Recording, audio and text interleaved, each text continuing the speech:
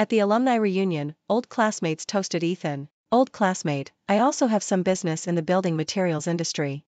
Please take care of me in the future. Ethan, you are now the idol of our group. It's rare to see you. Come on, I'll toast you a glass. You're right. Usually we have to make an appointment in advance to see you. Today you can't get away. Come on, drink more. The toast was drunk in one gulp, but Ethan only took a sip of the wine glass. But no one said anything. Ethan is no longer the poor student with a tight budget. He has nearly 10 billion yuan in assets and his company is located in the city center, where every inch of land is worth a lot of money. There are mountains and seas in front and behind. I don't know how many people envy him. At the table, I sat in the corner and focused on my phone. Suddenly someone shouted at me, Lily, don't just look at your phone. You and Ethan used to be so good. Come over and say a few words. The person next to him bumped him twice, you have no eyes. Sophia is sitting next to Ethan. How long ago was Lily's story?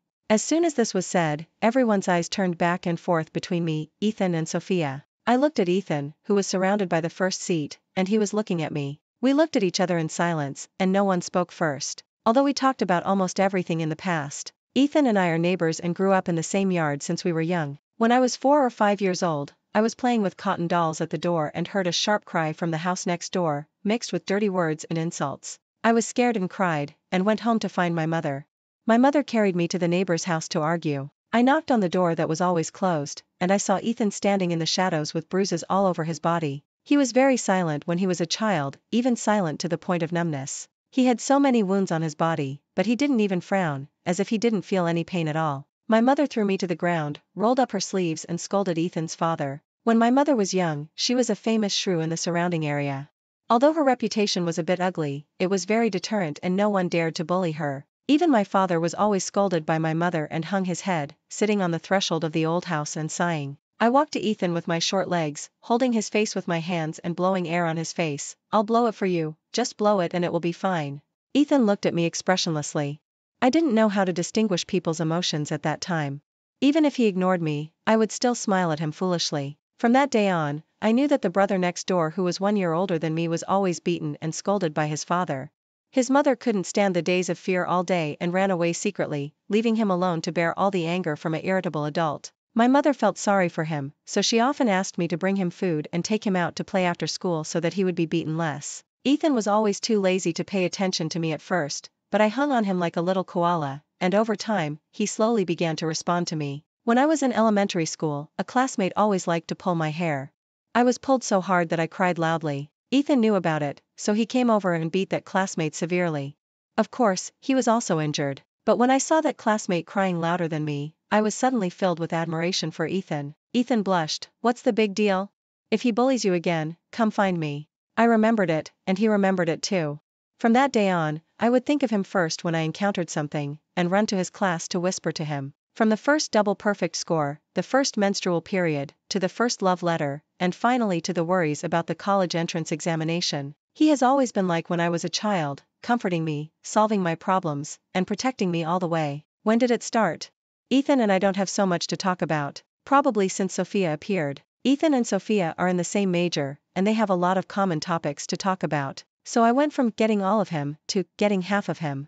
The alumni meeting was still noisy, and a few unfamiliar alumni made fun of me. Hey Lily, let's talk. It's rare for us to get together. That's right. We are all old classmates.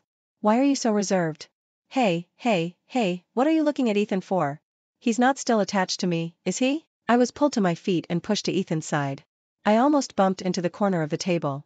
Ethan put a hand behind my waist, but he didn't get too close to me, as if he was just being a gentleman. I'm not used to being surrounded and watched by so many people, so I denied it and said, Ethan and I are over.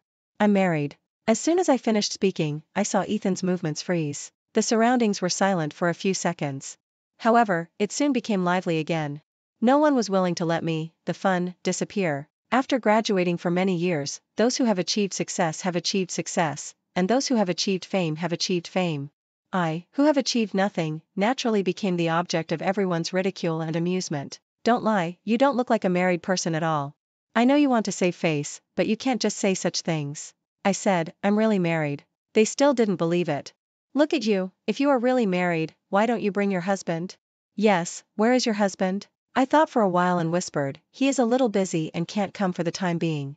No one believed it, even Ethan relaxed a little from his previous stiffness. Someone wanted to say more, but Sophia stopped him with a smile. Okay, everyone should stop asking about other people's private affairs all the time, and concentrate on drinking.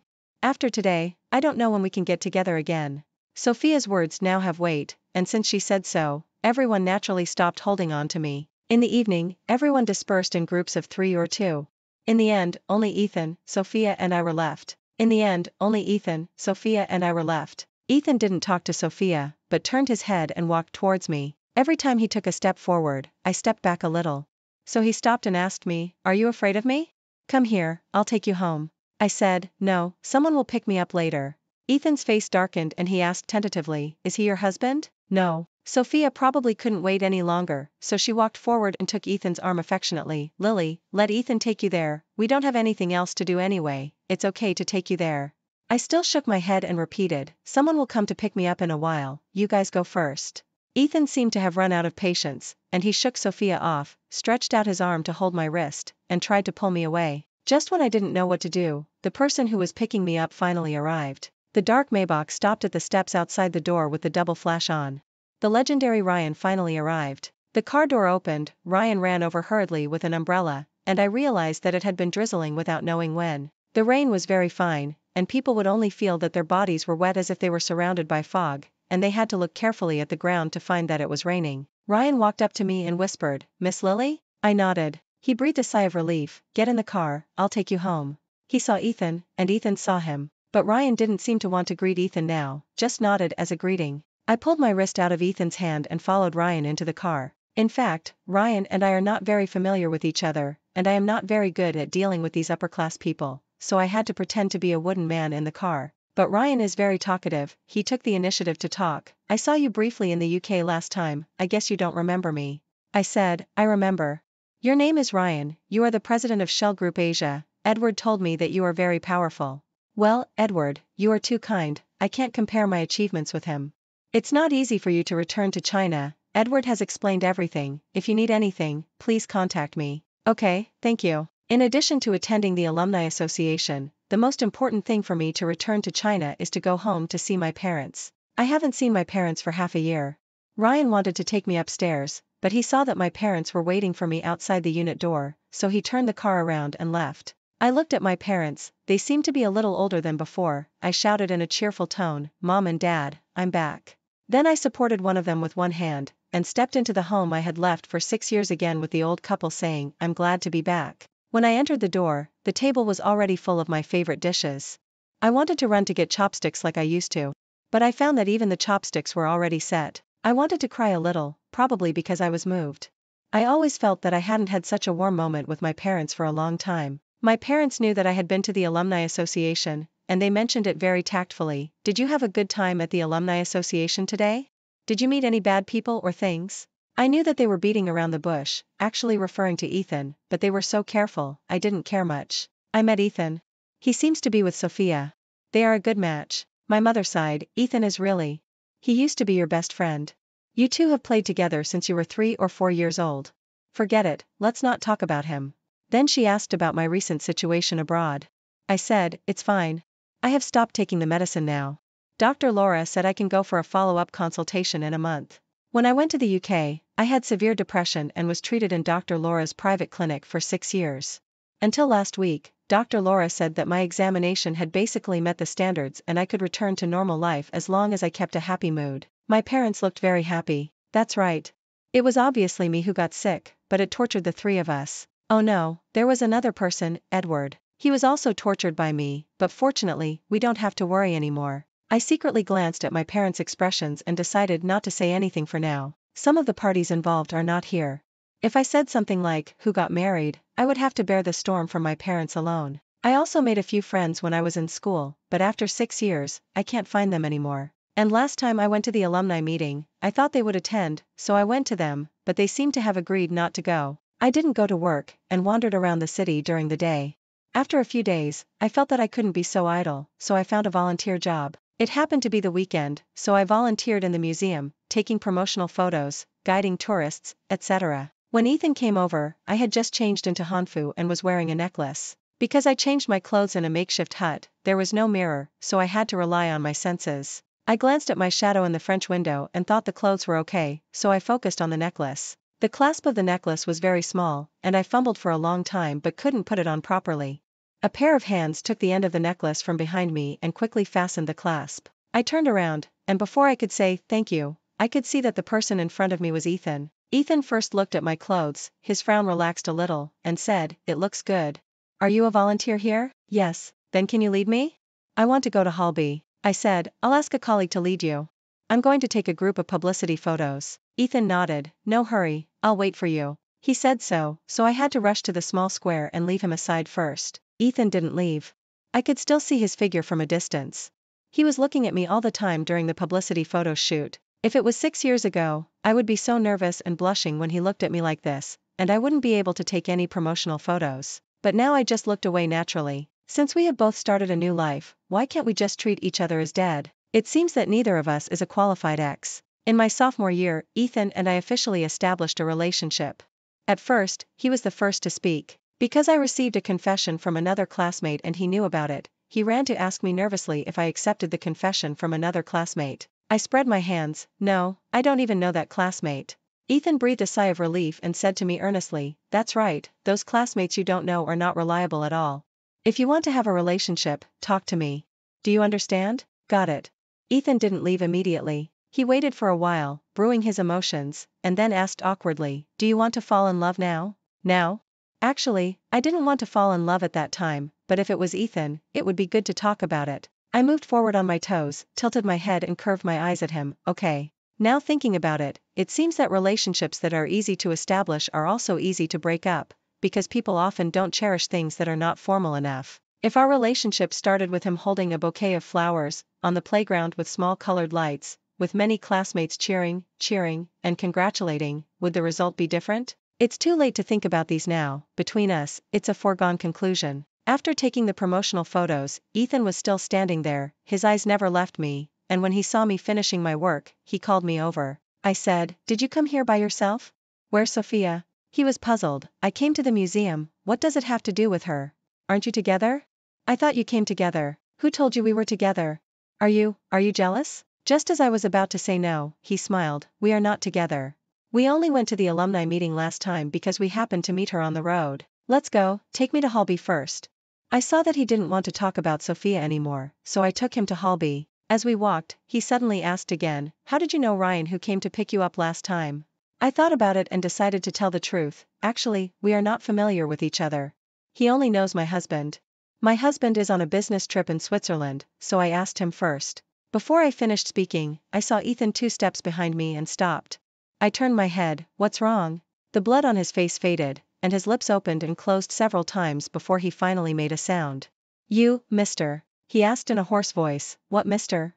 I came to my senses.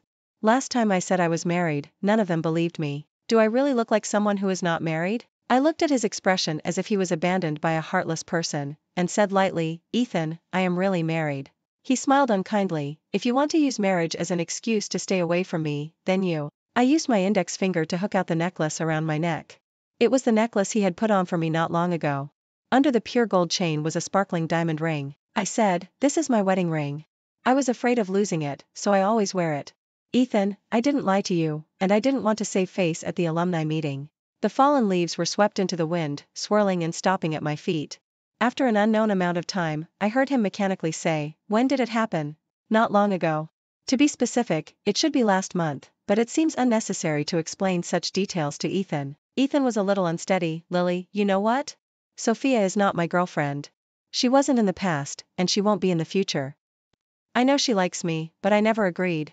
"Do you know why?" I looked at him and said nothing. He spoke each word by word, "Because I was waiting for you to return home." "Lily, I waited for you for 6 years, but you got married?" He covered his face and asked with sobs in the small square with people coming and going, "How can you be like this?" I lowered my head to look at the ground, and after a long while I said, "I didn't know you were waiting for me. Didn't you tell me to get out?"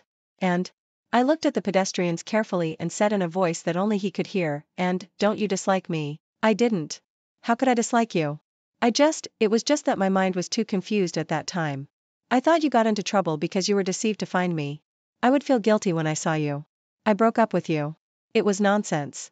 It's just that I didn't think it through at the moment. I never thought about leaving you, never thought about it. After being with Ethan, he treated me better.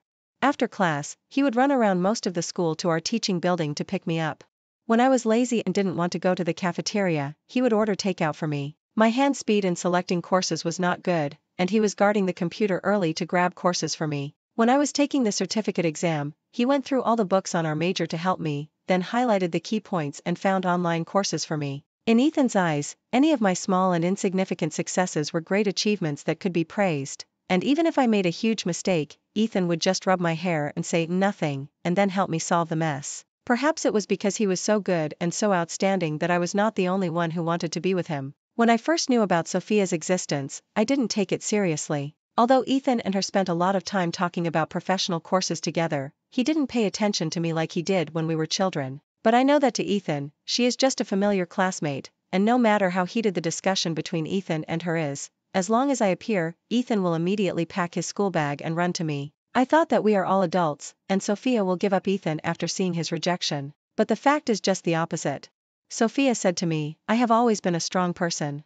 I must get what I want. I didn't care, yeah, okay. In essence, I still didn't regard her as an opponent, because I knew that Ethan's heart was with me. But not long after, I suffered a loss. I fell the biggest fall in my life. It was not until now, 6 years later, that I got up again. It was a drizzling night. One of Ethan's roommates suddenly called me. He said that Ethan had a fight with a student from another department in the back mountain of the school and asked me to help. I didn't think about it.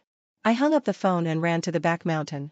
I called Ethan halfway, but he didn't answer, so I ran faster, just wanting to quickly confirm Ethan's safety. But there was no Ethan on the mountain, only a mentally ill strange middle-aged man. He dragged me into the woods. I struggled desperately, but I didn't have as much strength as him. I don't know how long it took. Ethan came, I lay on the ground and retched, but I couldn't spit out the disgusting things no matter what. I wanted Ethan to hug me, but when he saw me, he subconsciously took a few steps back. Later I thought that there were signs before anything happened, such as the separation of Ethan and I. If he hadn't found me that night, maybe I would have pretended that I hadn't gone out to find him that night after several days of self-torture, and kept this matter to myself. Or, if he didn't subconsciously take those few steps back, even if he didn't hug me, but just stood there and looked at me, I wouldn't be so embarrassed. But none of them happened. I recalled his actions and expressions that night countless times, and finally understood that it was actually a kind of disgust. But I knew that I couldn't blame him for this, because he didn't know anything, and he couldn't bear this kind of unwarranted responsibility in vain. Sophia said that she didn't blame her, because she just bribed Ethan's roommate to trick me to the mountain, and then let a few classmates who hid in the corner in advance shout and scare me. She said she had never thought that I would be so unlucky. The man was from the village behind the mountain. Normally, he would never climb over the mountain to our school. Who knew that I would meet him by chance? But if I don't blame him or her, then who should I blame for my experience? I couldn't figure it out, I really couldn't figure it out. Just when I couldn't figure it out, Ethan told me that he wanted to break up with me, but he said it more tactfully. He said that he felt that I was rash to find him without knowing whether he was on the mountain. This kind of character really bothered him, so he wanted to reconsider our relationship. I thought this reason for breaking up was a bit ridiculous, but seeing him standing so far away from me, I didn't dare to ask more. He said, "Give me some time to calm down, okay?" I said yes at the time, but in the next few days, I was too insecure and kept wanting to find him. He was probably tired of me, so he blamed me loudly and scolded me for not giving him some time alone. He said he hadn't thought about it yet. Could I please not disturb him? I stood opposite him, lowered my head and begged him not to be angry, whispering, "Then when will you think it through?" He threw his school bag to the ground and said, "I can't think it through. I feel sick when I see you now. Get out. Get out." I shuddered and ran away quickly. At that time, I was about to graduate. I was depressed in the dormitory and did something that hurt myself. Fortunately, my roommates who came back from self-study saw me.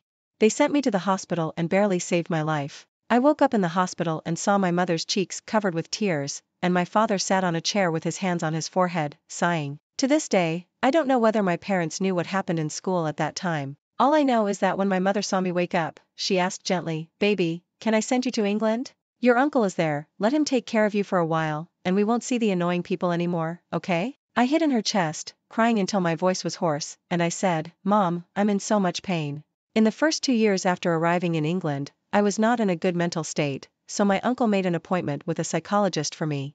Every weekend I went to Dr. Laura's clinic. It was more like an alternative chat than a treatment, Dr. Laura was knowledgeable and would tell me fairy tales, legendary historical stories, the universe, the Renaissance, and the lame puppies she raised. Although the puppy limps and runs slowly, it can eat with big mouthfuls and play with a ball in the yard. When I get home from get off work, it will run towards me with its soft ears like jelly. Puppies are the most healing animals in the world. I also like puppies and nodded, yes, the earth can't turn without puppies. Chio, Dr. Laura said, you too, you should eat well and be happy. You are the most beautiful Oriental girl I have ever seen. Anyone who makes you cry will be punished by God. My nose was sour all of a sudden. Later, every time I went to Dr. Laura's clinic, I felt like a normal person. I was not going for treatment, but just to see a friend who was very good at chatting. Edward also met in the clinic. Dr. Laura was his aunt, and they didn't contact each other very often. Once, he drove by here and gave Dr. Laura a set of ruby necklaces that he had just taken pictures of. At that time, Dr. Laura happened to go to the bathroom, and I observed the pot of mimosa that Dr. Laura raised by the window. Edward stood at the door and knocked on the door frame. I turned around and met this handsome young man in a suit. He seemed to be stunned, not saying a word, just looking at me stupidly with a pair of passionate peach blossom eyes. My hand touched the mimosa, and the mimosa tightly closed its leaves. Ethan stood there for a long time before he asked in a hoarse voice again, then the two of us, is there still room for maneuver? I shook my head lightly. He seemed to have aged instantly, staggering away with a bent back. My cell phone rang at around 8 o'clock in the evening. I thought it was Edward because he always called me at night these days. When I picked up the phone, I found it was an unfamiliar voice. Lily? Ethan is drunk and keeps calling you. Can you come pick him up? I said, it's not appropriate for me to pick him up. I'm married, and I don't dare to go out at night without someone to accompany me. On the other end of the phone, Ethan had already grabbed the phone noisily and cried to me, Lily, don't leave me, please. Not long after I hung up, the phone rang again, this time it was Edward. Edward said happily on the other end, I will go back to China tomorrow. Do you need me to pick you up? No, but you need to wait for me at home. My parents are at home. If you come, remember to wear something thicker. Huh? What do you mean? Some people don't even visit their parents before coaxing a girl to get married.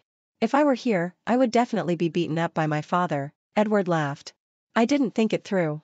I will go and apologize soon. My wife will help me say good things to my father-in-law, okay? Then you have to get there early. I said, Edward, I will always wait for you at home. After Edward and I met once at Dr. Laura's clinic, Britain suddenly became as small as a small community. Edward and I often met each other like neighbors who would see each other every day. I met him again on the road when I went to the studio. Because it was raining at that time, I slipped on the road. After slipping, I didn't stand up immediately, but sat on the ground for a while. It's not that I didn't want to remember, but my eyes suddenly went dark, and there was a long squeak sound in my ears, like an auditory hallucination, or tinnitus. For a short time, I couldn't see or hear, but I could feel the dirt on my palms, and my pants were wet. I didn't know what to do until a pair of hands grabbed my waist and picked me up. The chaotic voices turned into Edward's stern scolding. What are you doing sitting on the side of the road? It's raining, do you want to catch a cold? I didn't recognize his voice on the spot, I just felt that a kind gentleman helped me up. I must have been very pitiful and scared. I asked this kind gentleman, can you help me? I can't see. Edward immediately picked me up horizontally and sent me to the hospital. I later learned that it was just a mentally unstable state when depression attacks. In fact, I can see and hear, but my mental state is wrong. I thought I couldn't see or hear. Edward sent me to the hospital. I thought he was a kind person, and I allowed him to get close without knowing it. He also sensed my acquiescence, so he pressed on step by step, narrowing the distance between us inch by inch. It wasn't until Edward said he wanted to be my boyfriend that I started to get scared and wanted to escape. Unfortunately, Edward had already prepared for it, and I couldn't run away at all. I had to stumble and tell him about my past. I also told him that I didn't get a college diploma, so I felt like a failure. I said, after you understand the real me, you won't want to be with me anymore. I tried to scare him off with my shameful past, but he held my hand tightly. He rested his chin on my shoulder and said with a morbid persistence, you want to scare me? No way. Lily, what can I do? I like you more. No matter what you were like in the past, I don't care. This is England. People only enjoy themselves in the moment.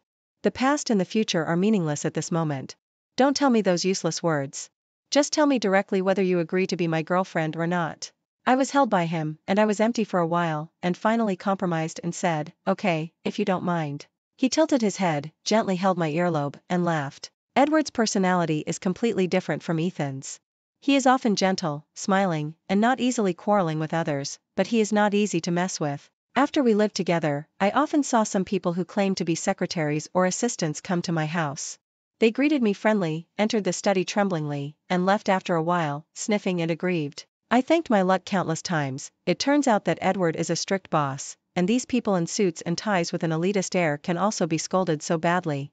Fortunately, I am not his subordinate, and fortunately Edward is very tolerant of his girlfriend. Edward and I weren't in a long-term relationship, but it lasted for several years. He wasn't in a hurry to propose to me because I was still going to Dr. Laura's clinic every week at that time, and he wanted to wait until I got better. But I don't mean to rush you or dislike you now, he said. I just think that when you get better, you may get more real happiness from being proposed to. Lily, my hugs, my kisses, and my love are all real. I want you to feel it. Later, my condition kept getting better and better, and he proposed to me. Like other cliched men, she held up the ring and asked foolishly, "Will you marry me?" It wasn't a very remarkable scene, but at that moment, a kind of happiness beyond the world hit my heart like a flood, and I was almost knocked over, followed by a rapid heartbeat. While condemning my restless heartbeat, I stretched out my hand and said, "Okay." And just like that, I agreed to the proposal. Later I asked Edward, "Did you marry me out of sympathy, pity, or a sense of responsibility?" He said, "No." I asked again, "Is it out of love?" He replied, "To say I like you is too perfunctory, and to say I love you is too formal. If I have to say it, it's probably like, love, and possessive. It's all three. I met you when I was 26 years old." After despising the term love at first sight for more than 20 years, fate's punishment finally came to me. "Lily, have I ever told you? From the first time I saw you, I felt that you would be my wife in the future." I said, "You didn't tell me. But you seemed very happy every time you were with me." Lily, people are like this. When you are with someone you like, you will be happy unconsciously. Even if it is just a small thing, you will remember it for a long time when you think about it in the future. What he said made sense. Edward was always very reasonable. On the day Ethan got drunk, Sophia finally took him away, which was a good thing, but for some reason, Ethan had a big fight with her that night. The specific situation is unclear, but it is only known that Sophia came out of Ethan's house crying, stepped on the accelerator and went to the highway, resulting in a car accident and amputation of her right leg. Not only that, because she was speeding and was fully responsible, the driver of the other car that collided with her was not seriously injured, but he blamed her, asking for millions of dollars and threatening to sue her. She lost her right leg and was blackmailed again, and she was busy for a while. Ethan did not help her, but from that day on, Ethan became a little decadent. I didn't pay more attention to it, because Edward finally came back. He was carrying a small box in his hand, wearing a long windbreaker, knocking on the door in a dusty manner. The moment he saw me, he hugged me tightly. "Sorry for the long wait, Lily." I hugged his waist and was very excited. "It wasn't long, you came back just in time." My parents knew that Edward and I were together, but they didn't know that we got married behind their backs. As expected, after hearing that Edward and I had registered in the UK, my father started to circle around the house, looking for a feather duster to beat someone. I wanted to say a few good words for Edward, but Edward's eloquence was much better than mine. He comforted my father with a few words and promised that the wedding would be held in the UK and China. With one more person in the house, it was even more lively. Edward played chess with my father, and was defeated by my father. He was not angry. He remained calm even after losing several times. He smiled and said, "Dad is still a better chess player." I came out of the kitchen after cutting the fruit and happened to hear him say this. He took off his windbreaker, leaving only a thin beige sweater. He looked gentle and steady. It is difficult for me to describe the feeling of that moment in words. I just felt that the time I had lost was made up and my heart was filled. Edward was also very busy after returning to China. When I was still sleeping, he kissed me on the forehead and told me where he was going. I responded, but in fact I had forgotten most of it after waking up. The only remaining memory was like, I made an appointment with someone to eat, inspect, in the afternoon, come back, call. I had nothing to do after getting up, so I took the initiative to contract the task of going to the supermarket to buy. After Edward returned to China, the person who accompanied him on his trips became Ryan, and Ryan's original driver was left to me, which was also a ready-made bargain. I was pushing my shopping cart around the vegetable section when I suddenly heard a familiar voice. "Have you heard? Ethan and Sophia broke up." "What do you mean by broken up? Are they getting along?" "Of course. Isn't it said that Sophia is Ethan's girlfriend?" "It's just a rumor. Ethan himself hasn't admitted it. I think his mind is full of Lily." At the last alumni reunion, I stared at him all night. My goodness, his eyes must have been glued to Lily. I couldn't tear them off. Sophia was so drunk that I couldn't even tear them off. I saw him 5 or 6 times, but he ignored me. Alas, they were a good-looking couple. Why did they break up when they graduated? Who would have known? If they hadn't broken up at that time, Lily would have made a fortune now. Yeah, who would have thought that Ethan, who was silent at the beginning, would have become the most promising among our group? Remember the last time he donated 100 million to the school? He was really generous. I can only say that, as I said before, Lily is not that lucky. I lowered my head, pretending to pick carrots, listening to the two of them gossiping and slowly leaving. I didn't want to have too much contact with my former classmates, and my interest in going out shopping was gone. I quickly bought everything and prepared to leave, but I met the two classmates again at the cashier. They greeted me warmly, and when they saw me coming out alone, they enthusiastically invited me to go out for dinner with them. I declined. No, someone is waiting for me at home. They looked like they were eating melons. Who? Of course, it was my old father and mother. But it was just a casual chat, and I didn't think of what to say for a while, so I was dragged to a nearby restaurant hand in hand by the two of them. I had to call the driver to let him go first, and I accompanied the two classmates to dinner, and then accompanied them to play golf after dinner. I didn't understand why two young girls wanted to play golf. I didn't even know which direction the gate of the golf course opened. Entering an unfamiliar environment, I was a little restrained. I followed the two classmates and watched them take out their membership cards with ease and lead me in with familiarity. There were many people on the golf course. I saw Edward at a glance, and then I saw Ethan. Finally, it was confirmed that Edward and Ethan were talking happily. This scene was really hard to comment on. In addition to Edward and Ethan, they were accompanied by Ryan and several other people I didn't know, but judging by their clothes, they should all be local businessmen. The place where this group of people stood was conspicuous, and Edward and Ethan were young talents with looks that were no less than those of stars. Naturally, there was curiosity and scrutiny from all directions, and the female classmate who brought me here also saw them. They knew Ethan, and seemed to know the local bosses, but none of them knew Edward. Although they didn't recognize him, they recognized his clothing brand, Ryan who followed him, and the Patek Philippe on his wrist. We didn't intend to say hello to Edward and the others, so we just treated them as two groups of people who didn't know each other and came to play. Unexpectedly, Edward also looked up at this time, saw us not far away, glanced at me, suddenly smiled, and said to me gently, "Come here." The classmates who came with me were full of confusion, probably guessing who he was talking to. I lifted my foot and walked over slowly. He touched my face. "It's so cold, why don't you put on more clothes?" Then he took the coat beside him and put it on me. Then he held my hand and smiled and said to the people walking with me, "Let me introduce you, this is my wife, Lily." Ethan's face suddenly became ugly. Most businessmen are sweet-mouthed. I guess they didn't even see what I looked like, but they started to praise me, saying that I have temperament and that I match Edward very well. Every time he said more, Ethan's face became uglier. No one cared about my life or death. Although I didn't care what Ethan thought, it was really hard for me not to be embarrassed in this situation where my ex-boyfriend and current boyfriend met. I was about to say something with a hot face, when I heard Ethan's cold voice ask, "Is Edward your husband?" Edward was stunned, looking at Ethan and then at me. I admitted it, and looked at Edward and said, "He is the person I told you about before." Edward said, frowned and glanced at Ethan. His previous appreciation and recognition for him instantly disappeared, leaving only dissatisfaction. He let go of my hand and asked, "Can I talk for a minute?" Ethan didn't refuse, and the two of us walked away together. The remaining circle of people surrounded me, and the two classmates looked like they were gossiping and sharing. "You are so lucky." Ethan left and a handsome guy came. "Did you save the universe in your last life? We thought it was a pity that you broke up with Ethan, but it turns out that you met someone better. So who is this person? Is he a mixed blood? Too handsome, isn't he? If I'm not mistaken, he seems to have blue eyes, but black hair, and glowing white skin. He is absolutely the best." The two of them talked back and forth, vowing to learn about Edward's 3 generations of ancestors from me. I was worried that Ethan and Edward would fight, so I had no intention of answering their inner doubts. I just tilted my head and looked at Edward. Unexpectedly, no one took action. Edward said a few words and then walked back, while Ethan looked at me sadly and stumbled away from the golf course. In fact, I never had a deep hatred for Ethan.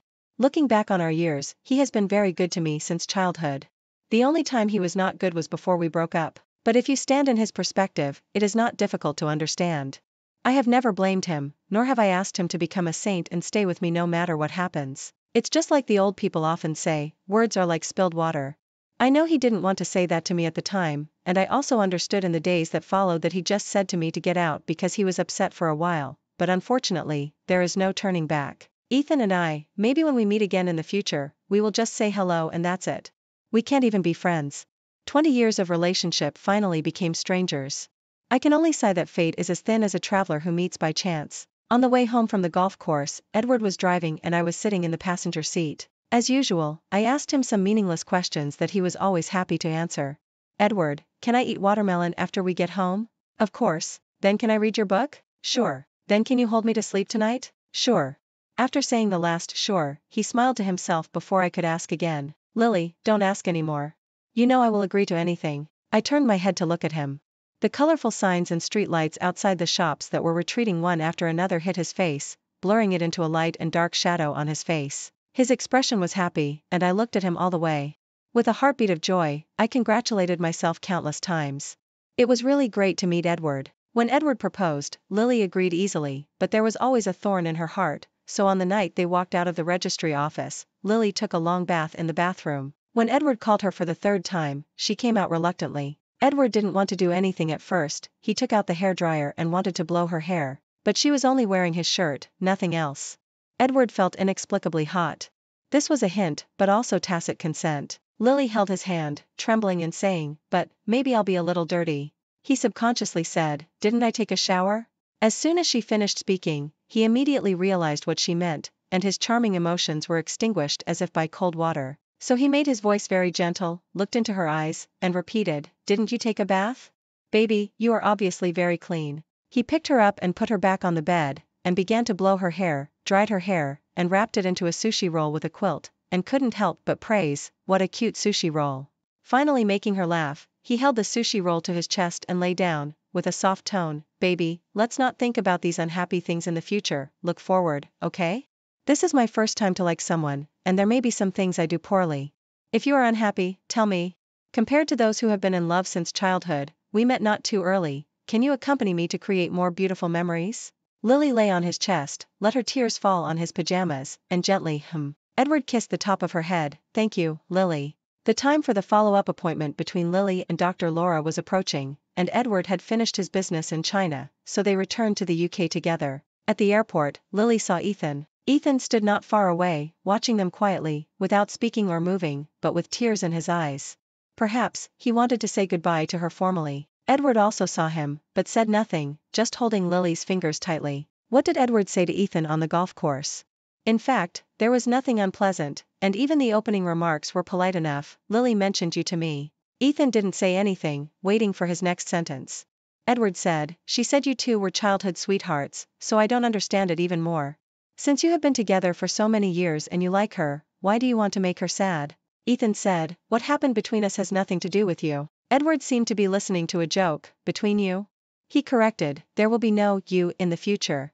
You are you and she is she. He looked at the blue sky and suddenly remembered, the weather was so good the day I met Lily. It's a pity that she would rather look at that ugly mimosa than at me, a 189 centimeters handsome guy with abdominal muscles. Do you know how many pills she took in the 6 years of depression treatment in the UK?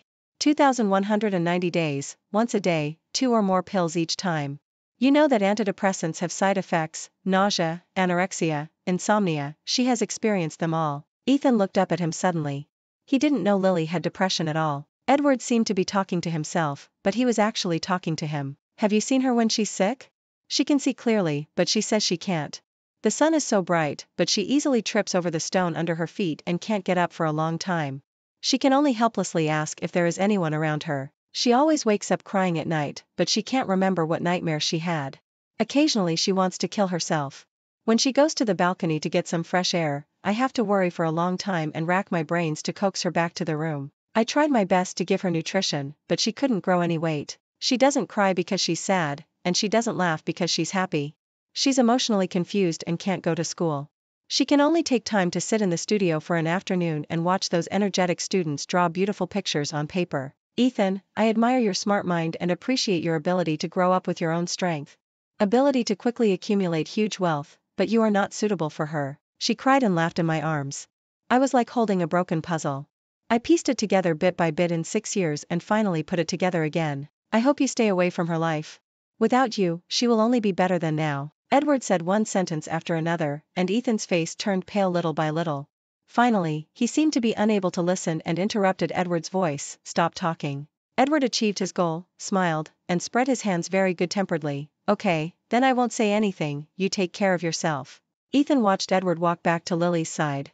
He was obviously unwilling, but he couldn't take a step and walked over as if he didn't know anything. All he could think of was Lily when she was a child, with a white and soft little face. When she saw any elder, she would call him sweetly as if she had honey in her mouth. There was no one in the neighborhood who didn't like her. Later, when she grew up, the two elders of the Ding family still called her baby all the time, and it hurt like protecting their eyes. If it weren't for him, she could have been countless times happier than she is now. It was because of him that she suffered so much. Ethan felt a sharp pain in his chest. He unconsciously imagined the scene of Lily being ill, but he couldn't bear to even think about it. He glanced at Lily, who was protected by Edward in the distance. She was not good at speaking. No matter what the other side said, she just nodded and smiled, but those smiles were not forced. Occasionally, she looked up at Edward, and lowered her head when Edward looked back, like a naughty kitten, attracting the attention of humans and then ignoring the stupid humans, with a bit of innocent liveliness. Ethan finally understood how stupid he was to still fantasize about getting back together with her. He had obviously lost her completely a long time ago. One night, Lily received a handwritten letter from Edward, which began with, "To Lily," and ended with, "Good dreams." It was the first time she saw Edward write such a long letter. From the first meeting to now, analyzing his feelings, sincerely expressing the fact that, "I like you very much." At the end of the letter, he said, "It is your appearance that makes me believe in love at first sight. Lily, as you said before, love is a feeling, and you are right. Only when you fall in love at first sight, your heart will be like a volcano awakening from a deep sleep, with the heat and burning spreading all over your body. Because it is too precious and rare, it is an experience that will never happen again in this life. Lily, I am so lucky to have experienced such a precious moment.